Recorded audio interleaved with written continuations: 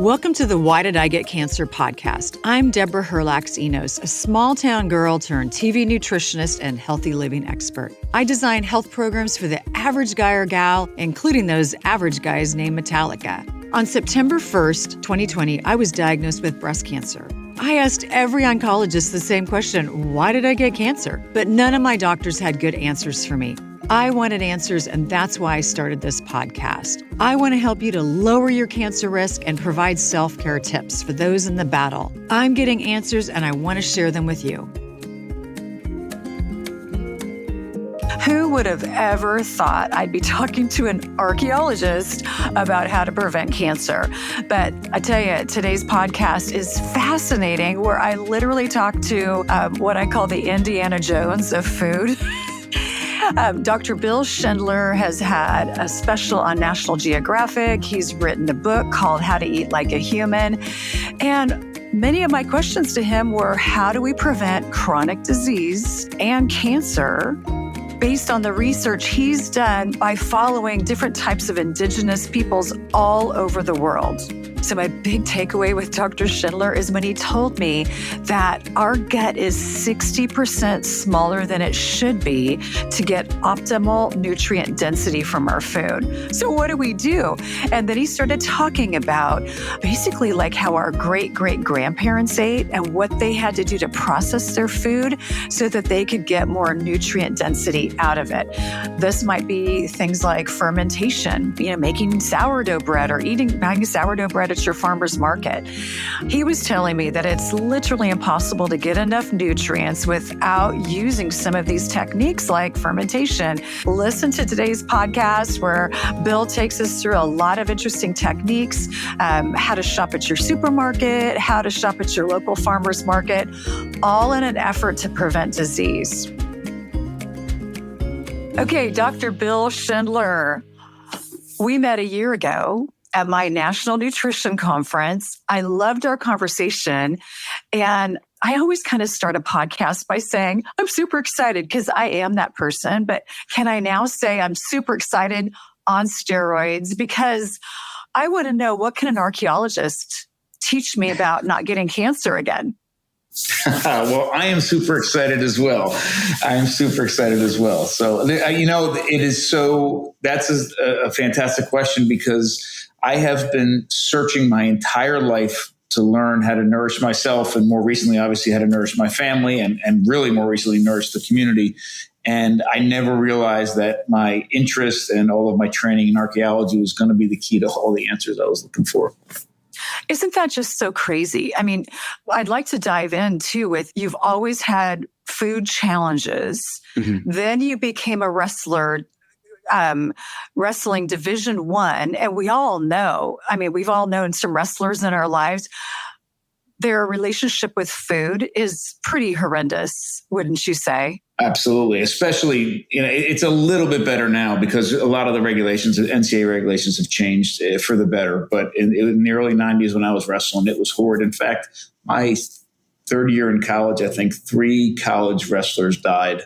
Not from my team, but three different teams. 3 kids died from cutting weight related issues. Yeah. Gosh. And so I would imagine, because you've had kind of a challenging, that's a very nice way of saying it, a challenging relationship with food pretty much your entire life. Is that what drove you into archaeology, which connect the dots for us? How does that even happen? No, it was actually, there were 2 tracks that were running throughout my entire life. One was this incredibly unhealthy relationship with food, battling with my weight, and later on with all sorts of metabolic disease, and loving to cook, trying to learn how to feed all that is happening on one side. On the other side was this sort of back to nature. My dad had me hunting and fishing and trapping and camping all the time. And I was connecting with my environment, and he loved trying to collect arrowhead.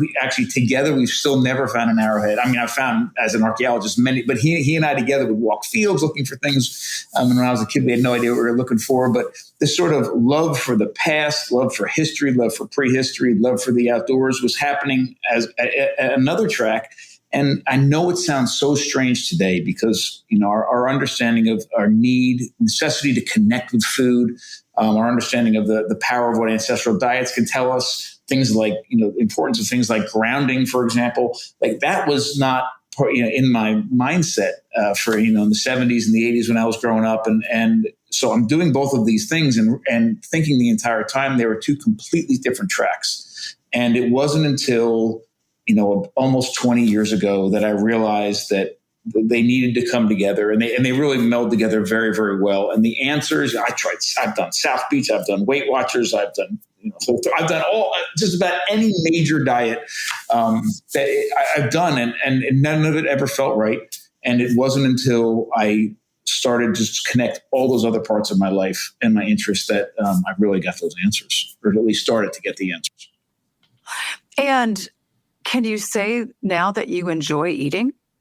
Enjoy your food? I enjoy every part of eating, but just as important, every part of it. Getting my food, meeting farmers, processing food, cooking food, sharing food, sitting down at a table. And that's what real true nourishment is all about. For most of my life, I thought, okay, tell me how much protein and fat and carbohydrates and vitamin A and vitamin D and all these things that I need in my food, and I'm going to be healthy. And what I've more come to realize, obviously much more recently, is truly nourishing yourself is meeting your biological requirements, but also as humans meeting our cultural requirements, our emotional requirements. All of those things together is what true nourishment is all about. And until you can connect with your food properly and have that healthy relationship with food, it's unattainable. I love that so much. And you've used the word nourish. Yeah. How many people actually think about nourishing themselves when they're on, some sort of, this diet and that diet, South Beach and keto and intermittent fasting? Not that those aren't, viable options for many people, but are you looking at food as friend or foe? And that mindset is so important. One of the first things that I found when I really started to understand our ancestral dietary past wells is obviously there's so many differences between how we were eating thousands of years ago and how we eat today in the modern industrial food system. But one of them is there was a great study, and I haven't been able to find it since I read it. I kind of read it, set it aside, and I've never been able to find it. But it was about 8 or 9 years ago. And the study, if I remember correctly, looked at a whole bunch of American grocery stores. And what they found was that something like 85% of the advertising on packaged food boasted about what the food doesn't have in it. Like the advertising that was marketed to the consumer was what isn't in the food. It's either fat-free or low sodium or low sugar and low whatever.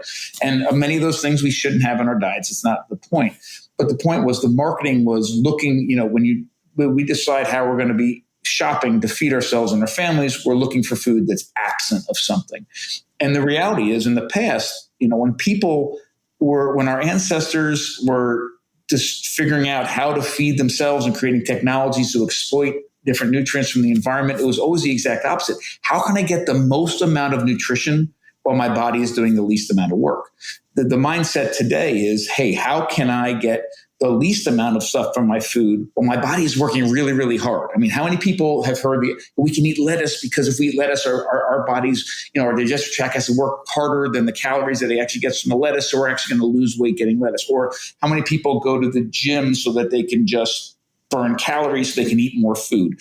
And it's the exact opposite of the way that we've been thinking about how to approach food for 99.9% of the time we've been on this planet. Okay, that completely makes sense. And I would imagine if our focus is on what this doesn't have, we're not focused on what it does have and what it can do for us. Right. And it isn't to say that we shouldn't. It isn't to say the things some of those things we shouldn't have sugar in our diet, that sort of thing.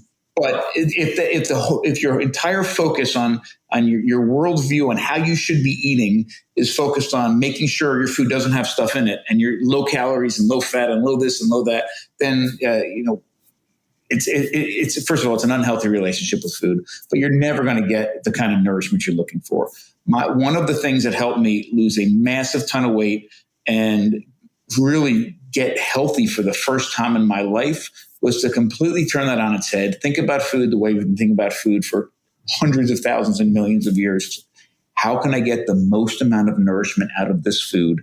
And most importantly, and it isn't just food choice. Part of it's food choice, but the difference from humans to other animals is that we process our food before it goes into our mouths. And we have to, because we have one of the least efficient digestive tracts of any animal on the planet. So just because food has nutrients in it doesn't mean that when you put it into your mouth, it goes where it needs to go into your bodies. And in fact, quite a bit of the nutrition that we put into our mouths as modern humans, because it hasn't been prepared properly, passes directly through our digestive tract and goes right out of our body. So part of it is food choice. But one of the things that I'm very, very focused on, and this is where the archaeology comes in, is what kinds of techniques, technologies, strategies can I use and have we used for a very long time to take this raw material, this resource, whether it's a plant, an animal, whatever it is, and maximize the bioavailability and the nutrients in that food so my body can make the most use out of it. Okay, so I'm also wondering if this kind of dovetails with things that you talk about on your website, like fermentation and different ways we used to process food. If we're looking at it from an ancestral, basically what our great grandparents used to eat. Is that kind of where you're going with this? It's exactly where I'm going. So there's two things that, so the direct link between archaeology and all my other interests and food and diet and health turns out to be, and it happened when I made the realization that almost every single prehistoric technology has something to do with food. And our ancestors have been inventing tools for, as far as we know right now, the current estimate is 3.3 million years. And for 3.3 million years, almost every single prehistoric technology ever invented has something to do with food, getting food, processing food, storing food, cooking food, sharing food, redistributing food, whatever. And, and if that's true, and we know that our changing diets over time made a direct impact on how we evolved over time, our body size, our brain size, all of this. So certainly understanding diet and our dietary path for millions of years is important to unlocking some key information we need to understand how to nourish ourselves today. But if the technologies used to access food and make food safe, is that directly related to how our diets change? And we must understand those at the same time. And what I focused the past 20 years of my work on is, okay, what were those technologies and how do we apply them today? Because we've lost much of them. Fermentation is a fantastic example. Vegetables have nutrients in them. They do. Whether or not you want to be a carnivore and suggest that plants don't have any nutrients, or plants have toxins as well too, but plants do have nutrients. The part that people really aren't talking about is that though many of those nutrients are in some sort of a state for our digestive tract working alone, it can't access them, or can't access them very easily in many cases. So doing things to that food, the plant, depending on what those nutrients are, how they're locked up, how toxic the plant is, technologies play a crucial role in making that plant safe for us to eat and the nutrients in that plant available to our bodies. Depending on the plant and the toxin, things like fermentation can be a game changer. Sometimes it's as simple as drying. Sometimes it's as simple as cooking. In terms of something, in terms of maize or corn is the most difficult grain in the world for the human body to completely digest and fully get all the nutrients from. A fantastic example is anybody listening has had this issue, whether you realize it or not, but if you've eaten corn on the cob in the summer, you see it the next day in the toilet, and whole kernels of corn. Or you should. So, and that is just an example of how difficult that grain is. And that's like a macroscopic example. You see it. But from a nutrient level, many of the nutrients in maize, it doesn't matter if you cook it, grind it up. There's only one technology that makes all the nutrients in maize available to our bodies. It's an ancient technology known as nixtamalization. These technologies are game changers when it comes to nutrition. Okay, so then hundreds, thousands of years ago, people employed different types of processing because food was still a little bit processed, of course, and our bodies had a better opportunity to get as much nutrient density out of the food as it could. So then today we're not doing that. No, and here's the big problem. 'Cause I need to find another word. Food processing, the term is the right word, but food processing today is an evil term. I mean, we process food. It is to the modern industrial food to the modern industrial food system machine. Food processing means making somebody else a heck of a lot of money on the backs of our own health, and the only thing that they're focused on is shelf life or uniformity or the ability to ship foods, around the world or extract a certain amount. That's what food processing today is focused on, and unfortunately, it's almost always at the expense of the very things the goals that food processing in the past were focused on, things like nutrient density or bioavailability or safety in our foods. Those things are compromised with most of the modern food processing today. But the food processing that I'm talking about, complete nose-to-tail approaches to animals, fermenting, nixtamalizing, slicing, grinding, all of those kind of things, cooking the right way is necessary for humans. One of the traps we get caught in not truly understanding how incredibly inefficient our digestive tracts are as modern humans in these huge bodies with these huge nutrient-needy brains and these really tiny guts. I mean, our guts are 60% the size that they should be for, they aren't a similar sized primate. Is that we outgrew our digestive tract. We started to do it. We started making all these different technologies, and we're relying on doing these things to our food before we put them into our mouths. It is literally impossible to fully nourish ourselves without implementing some of these technologies. But they're crucial. We absolutely need them. And every one of these things might not make a huge difference. If we don't nixtamalize our maize, not a very big deal.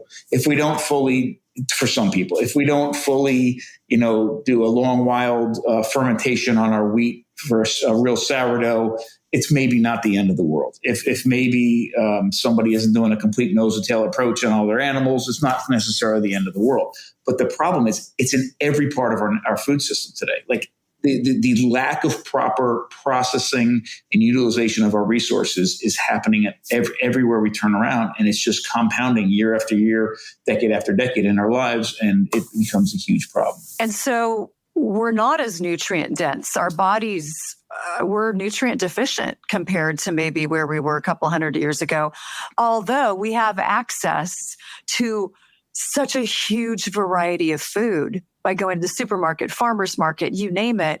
But it sounds like we're living in a lack of nutrient density in our body.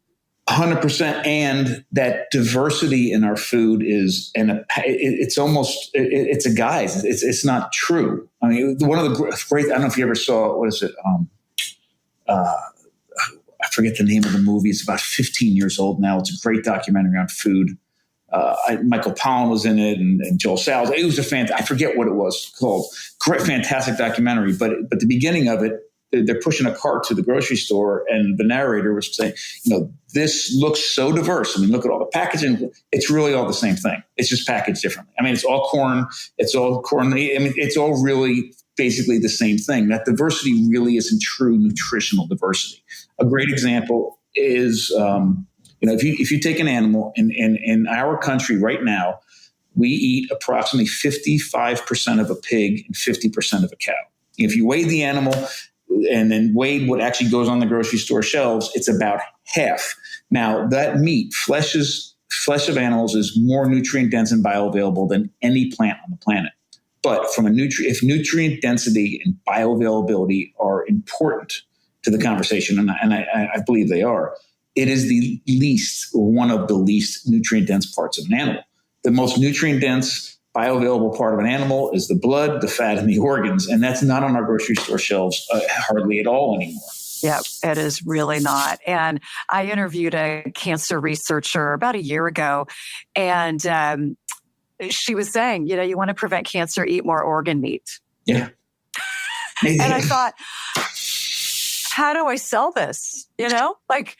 People are just not. Now, I grew up eating organ meat because my family is from the Pyrenees area of France, French Basque, and nothing went to waste. We were farmers. If I don't have food in my fridge, I can get hangry really quickly. So here's my pro tip is I always have a good amount of ground beef in my freezer and in my refrigerator. If it's in your freezer, it's super easy to defrost and I can put dinner together so fast. Here's how I used to prep it back in the day when I had like almost no budget for protein. I would cook up a pound of ground beef. Then I would add refried beans to it or black beans to it and mix it up, maybe add a little bit of onion or some garlic.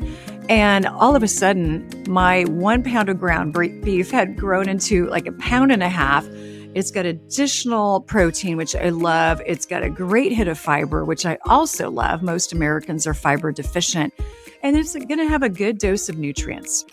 So here's a great deal that's going to help you to do all of these things from my friends at ButcherBox. So they have a great special going on right now. And what it is if you sign up with my link using the code ENOS, you can get 2 pounds of ground beef per month for free for an entire year. If ground beef isn't your thing, you can get 3 pounds of chicken or a pound of premium steak tips. And honestly, you know how I feel about ButcherBox. I love that they know where the protein comes from.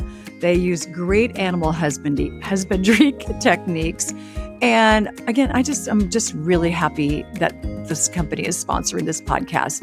They really do a great job. So go to the show notes. You're going to get my link. You're going to get the coupon code. And I hope you enjoy the protein as much as I do. I want to go back to a comment you made that we have basically outgrown our digestive tract. Can you expand on that?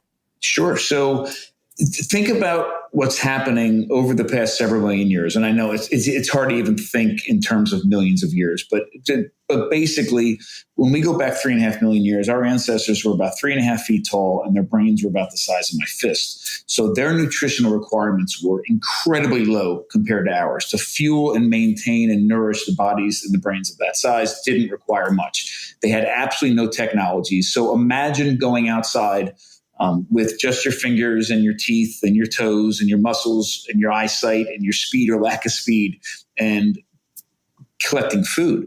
There's very little you can get. So one thing I want to make sure people do or don't do is don't fall into the trap of saying, okay, our hunter-gatherer ancestors, it was like they walked into the produce section of the grocery store and could just start gathering plants. No, that's not the case. First off, in a grocery store today, there's no seasons any longer. So there's a lot of plants in that grocery store that wouldn't be available, right? First of all, they're all domesticated, but in the grocery store, but also they're being shipped in from Argentina and wherever else. So if you're only collecting food from your local area, you are by default eating hyper seasonally and hyper locally. So there's only a limited amount of plants that are around you that are in the right state that you can eat them. And most of those plants have toxins in them that you can't detoxify because you have no technologies to do this. So it's not like, this Garden of Eden and all these plants and fruits are here and the fruits themselves are much smaller. Most of them are bitter. They have a much lower calorie content than anything we see in the grocery stores today. Almost any of the green things are too toxic to eat. So there's a very limited amount of vegetables and fruits that are available, and the majority of the nutrition in our ancestors' diets were coming from insects. So they were eating a bunch of bugs and a little bit of fruits and vegetables. And this works for them. They're small and they got little brains and it's fine. Then imagine that's your diet, right? Then they start creating tools. And these first tools of 3.5 million years ago are used, we know for sure they're being used to butcher animals in the African savanna. Now they didn't go from gatherers to hunter-gatherers at that point. They went from gatherers to scavenger gatherers because they weren't killing these animals. The tools they were making were not lethal to be able to, kill big animals. What they used these tools for was for scavenging the meat off of the carcasses left behind from big predators on the savannah that made a kill, ate the blood, the fat, and the organs, went off to sleep and digest that meal and left all this meat hanging. So they ran in there with this sharp tool made out of a rock and, joined the buzzards and the hyenas that are picking at this flesh, and they're hacking off pieces of meat too. So when they do that, they start ingesting higher quality nutrition that is a little bit easier for their bodies to access the nutrients out of. And that's great, but we don't see a huge change then. We introduce some meat, a little bit of body and brain growth, but not much. It isn't until 2 million years ago, about 1.5 million years after we get meat into our diets, that we invent technologies that allow our ancestors to hunt and take animals down at will. And this is a very significant moment because it's then that they are the predators and they have first access to any part of that animal they want. They're not eating the leftovers from another predator. They are the predator. So they have access to the blood, the fat, the organs, and the meat, and the marrow, all the different parts of the animal. And it's that technological development, all the good stuff, along with they developed fire at the same time, cooking technology that really allowed our bodies and our brains to get the nutrition they need to grow to almost modern proportions. But remember, all of that body and brain growth that's supported by that influx of nutrition was on the backs of those technologies. And the technological developments and the influx of nutrition at that time, because of those technologies, was so massive that not only did our bodies and our brains grow, but our guts shrank in relation to that size. I mean, and our guts and our teeth shrank in relation to that size, which is crazy because you would think if we needed more nutrition to fuel these bodies and these brains, that everything that we had that allowed us to get nutrition from food would get bigger as well.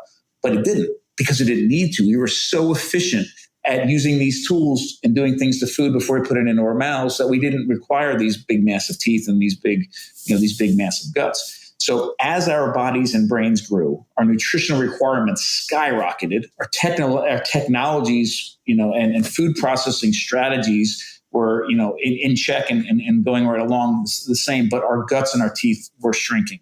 So right now we are at a state where our nutritional requirements are so high that if I stripped you of all your technologies and stuck you out in the middle of the woods naked and said, eat, and you even knew all the behavior patterns of animals, you knew which plants were poisonous and which were safe and all, if you knew all that, you would still eventually die of starvation unless you made different kinds of tools and cooked food and did different kinds of things. And that's why the modern industrial food system isn't even giving you just raw examples of food. They're taking raw ingredients, stripping them of nutrition in many ways, and giving you this, dumbed down version of this food. And here we are trying to feed ourselves. They've done such the modern industrial food system has done such an amazing job of that it had now, in the first time ever in the history of the world, has created obesity and malnutrition in the same person.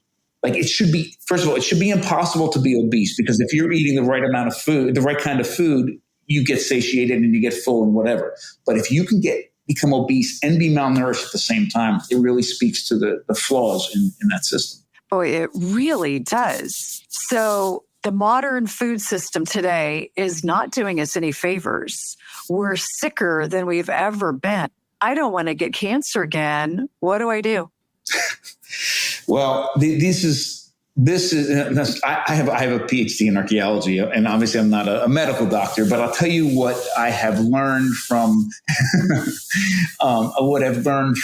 looking at the archaeological record in depth at the way that we've eaten in the past.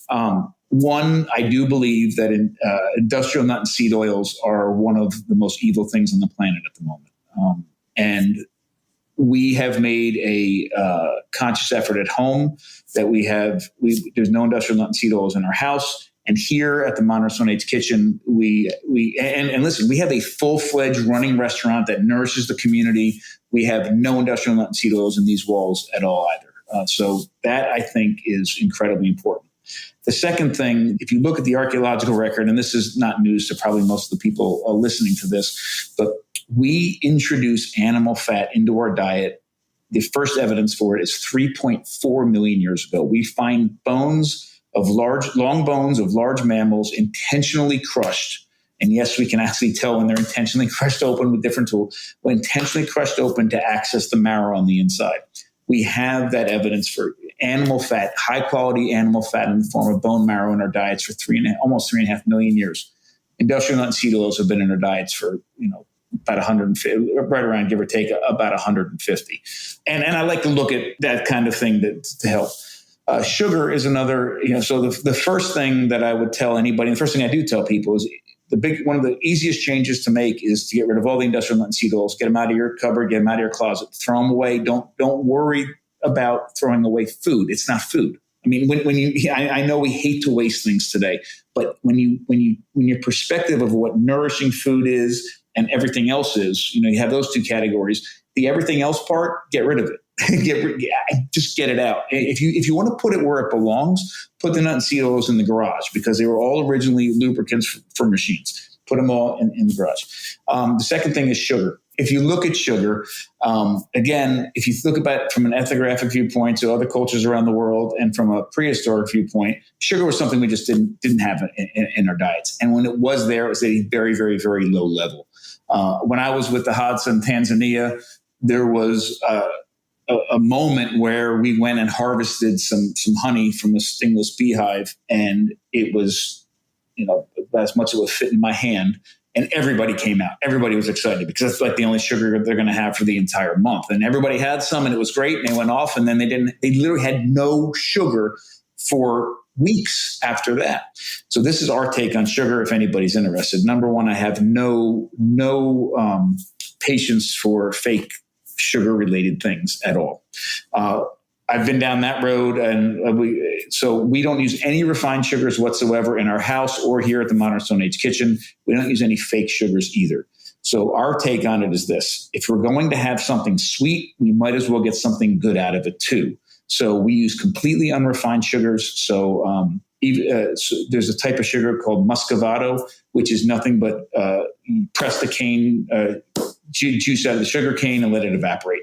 So it's still full of all the minerals, still full of all the flavor. Yes, it's sugar, but you at least get a little bit of nutrition from it and a whole bunch of flavor that you don't get in refined sugar. We use honey and we use maple syrup. Not a lot of it, but we do. I mean, there is that we are modern humans. If you say don't eat any sugar ever, you might be able to hang on to it for a month, but then you're going to fall down that Oreo crack and eat one and then eat the entire package. So we do that. The other thing that we do, and I think this is incredibly important, is we do practice a complete nose to tail approach to animals. And we do this for a lot of different reasons. This is a win-win across the board. Number one, from a nutritional perspective, I mentioned it earlier. Not only do we only consume by weight, typically in America, half of the animal, but the half that we don't consume has a lot more nutrition in it than the half we do. So by including the entire animal, we more than double the nutrition that's coming out of a single animal. From an ethical perspective and from a sustainability perspective, harvesting an animal and getting more than double the nutrition out of that animal to feed myself and my family and my community sits a lot better with me than throwing half of it away or disposing of half, or half goes to pet food or wherever that other half is going. I grew up plucking chickens, so I completely understand that as well. When you bring in this boneless, skinless chicken breast, I say boneless, skinless, tasteless. Like it just doesn't taste like when I grew up. And so the more we can eat the whole animal, I think the better off we're going to be. But I'm sure there's also confusion for people. And this is what I'd love you to speak to. They want to take a couple of steps. Mm-hmm. Where's a good place for them to start? One of the problems we see with people that are really excited about taking this very important step towards a more ancestrally based diet or lifestyle in general is to try to do everything at the same time. And it's overwhelming to do it that way. To take certain steps, sort of very measured steps, gives you a lot of opportunities. Number one, to give yourself a break. Number two, to realize that every step you take is a step in the right direction. It's a positive step. And even if it's the tiniest, smallest step, those small steps build up day after day, week after week, month after month, and year after year, and make incredibly huge impacts over the long term. So my book, Eat Like a Human, outlines a whole bunch of information about our ancestral diets and then breaks down in each chapter different food categories, grains, animals, plants, maize, all sorts of things. Talks a little bit about the increasing nutritional density and bioavailability and safety in our foods. And then it has a whole bunch of recipes. In fact, that book was written because I wanted to share how we learn to nourish our family with the world. So, Bill, I mean, again, for people who maybe are just thinking, where do I start? I normally shop at my local supermarket. Yeah, if milk is something, and we didn't even get a chance, unfortunately, to talk about milk, but milk is a foundational food. Milk is literally the one thing that we spent this entire time talking about all the foods that we eat that our bodies are not designed to consume. Milk is the one food that humans are 100% designed to efficiently and safely derive nutrition from for a short period of time when we're infants. Then we lose a lot of that ability. But high quality raw milk that's been fermented is replicating a lot of what happened in our digestive tracts as infants. And that is something we do include in our diet. So really high quality cheese, really high quality kefir, really high quality yogurt. These are foods that I believe are absolutely incredible. Raw milk is unfortunately very illegal in many parts of this country. A great resource for raw milk is the Weston Price Foundation. And they have I think it's called realmilkfinder.org, but they can tell you where in the country you can legally get milk. And there's a lot of great information about raw milk and a lot of great information about that as well. There are farm directories in a lot of different states. A lot of them are using great GIS software to help you connect with farmers. But farmers markets, I mean, there's nothing more, the only thing more visceral, right, and connective than going to a farmer's market is actually being a farmer or raising animals or going hunting or going foraging yourself. And I couldn't agree more. I never miss my local farmer's market. I shake hands. I kiss babies. I do all the things. And I live in Seattle where it's raining all the time. And I go rain or shine because they are there. They're growing food of such a high nutrient density that consuming that food is almost like taking a vitamin pill. Well, Dr. Bill Schindler, I just want to thank you for coming on my podcast, Why Did I Get Cancer? Likewise. Thank you so much for having me. Hey, everyone. A lot of you have been asking me about the products I use on my face. I've never been one to get a lot of compliments on my skin. But I tell you, since I switched over to this product, it's been about 10 years now, I get so many compliments on my skin, and I want to keep that going. So Body Deli is what I use. It's a small company out of Palm Springs, California. They grow a lot of their own produce that they then end up turning into products for your face. Non-toxic. I mean, honestly, my skin just eats it up. So there's a couple of products that I absolutely love. I've tagged them in the show notes. One is the Phoenix Skin and Neck Oil. I mean, I'm at that age. I need to focus on these things. And I tell you, if I don't use this every night, my skin gets so dry. And then the vitamin C serum, I tell you, whenever I put it on my skin, I feel like it's just like taking this amazing vitamin and my skin just looks better. I get compliments, as I said. My skin kind of just, glows even when I'm not wearing makeup. So I'm a huge fan of Body Deli. Again, the link is in the show notes. Use the code ENOS15 and get 15% off of your purchase. Again, one of my favorite companies, and I hope you enjoy the products as much as I do.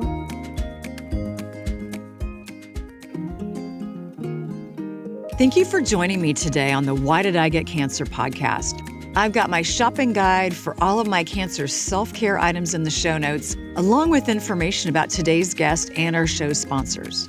And don't forget to subscribe to my podcast so you never miss an episode. Keep in mind, I'm not a doctor. I'm just a gal that got diagnosed with cancer and wanted answers. If you need medical advice, please be sure to consult with a medical professional. And thank you for listening.